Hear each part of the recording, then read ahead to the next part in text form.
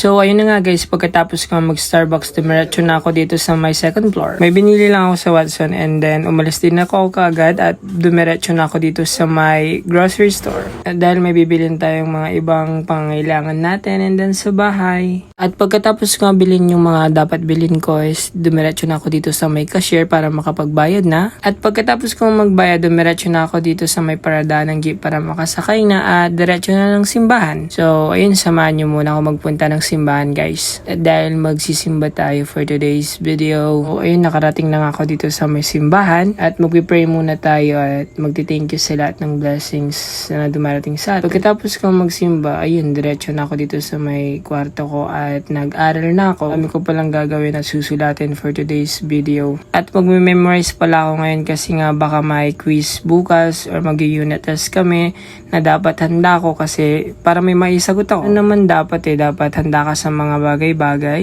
lalo na sa buhay at lalo na din kasi nga pumapasok ako. Ayun, magpapakit pa ako dyan. So, ayun, magsusulat muna ako dito at mag-aaral and then maya-maya magme-memorize na. So, hanggang dito na lang. Thank you for watching and follow for more. See you in my next vlog. Bye!